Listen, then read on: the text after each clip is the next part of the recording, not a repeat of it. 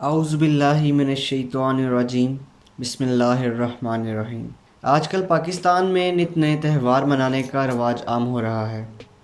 ان میں سے کچھ تہوار تو ایسے ہیں جو ہم نے دوسرے کلچر سے لیے ہیں۔ تعلیمی اداروں، پارٹیز اور بہت سے ایسے موقعوں پر گیٹ ٹوگیدر کا اہتمام کیا جاتا ہے۔ گزشتہ کچھ سالوں میں جو تہوار زیادہ منایا جا رہا ہے وہ ہے بون فائر نائٹ۔ پاکستان میں نوجوان اس تہوار کو منا تو رہے ہیں مگر اس تہوار کی تاریخ سے مکمل طور پر ناواقف ہیں۔ ہم آپ کو اس ویڈیو میں بتائیں گے کہ آخر بون فائر کیا چیز ہے اور اس کی تاریخ کیا ہے اور اسے کیوں منایا جاتا ہے۔ اس سے پہلے ہم اس ویڈیو کو آگے بڑھائیں، نئے سننے والے دوستوں سے گزارش ہے کہ ہمارے چینل کو سبسکرائب کر لیں اور بیل آئیکن کو دبانا نہ بھولیں تاکہ ہر آنے والی نئی ویڈیو کا نوٹیفیکیشن آپ کو مل سکے، اور کمنٹ سیشن میں اپنی قیمتی رائے کا اظہار ضرور کیجیے۔ اب ہم بڑھتے ہیں اپنے ٹاپک کی جانب۔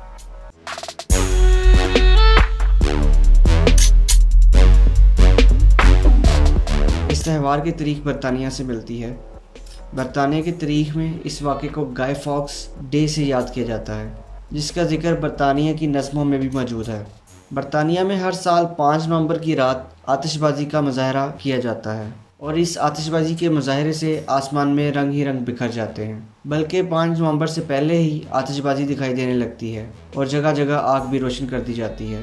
برطانیہ کی تاریخ پڑھنے سے پتہ چلتا ہے کہ گائے فاکس برطانوی شاہی سلطنت کو ہمیشہ کے لیے ختم کر دینا چاہتا تھا۔ وہ اس کام کے لیے بہت سی سازشیں کر رہا تھا۔ اسے ایک دن ہمیشہ کے لیے بے نقاب کر دیا گیا۔ اس سازش کے اہم کردار گائے فاکس کو ہاؤس آف پارلیمنٹ کے تہہ خانے سے پکڑ لیا گیا اور اسے بعد میں عبرتناک سزائے موت دی گئی۔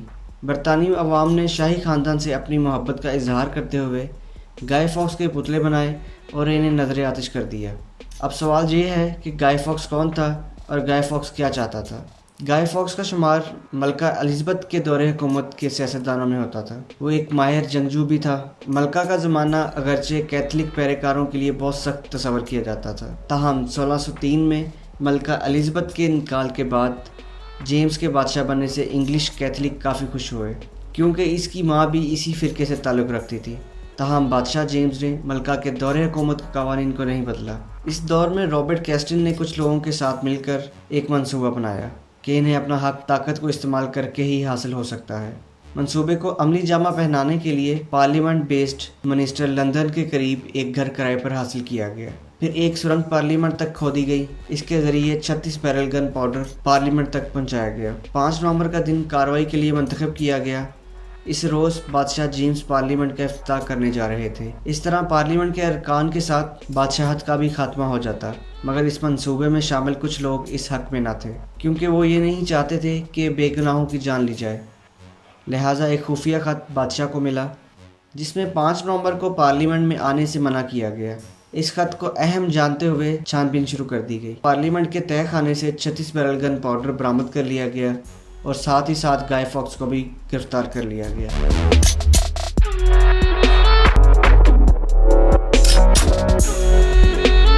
جو کہ اس وقت 36 بیرل گن پاؤڈر کی نگرانی کا کام سر انجام دے رہا تھا۔ اس طرح ایک مذموم سازش کو بے نقاب کر دیا گیا۔ گائے فاکس کو سخت سزا دینے کے بعد اس کے ساتھ موجود ساتھیوں کو بھی قتل کر دیا گیا۔ برطانیہ کو 5 نومبر کو اسی سازش کو بے نقاب کرنے کی خوشی میں لوگ بون فائر نائٹ مناتے ہیں۔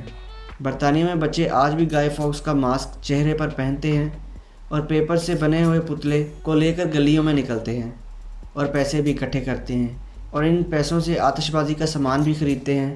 انتظامیہ بھی اس میں بڑھ چڑھ کر حصہ لیتی ہے۔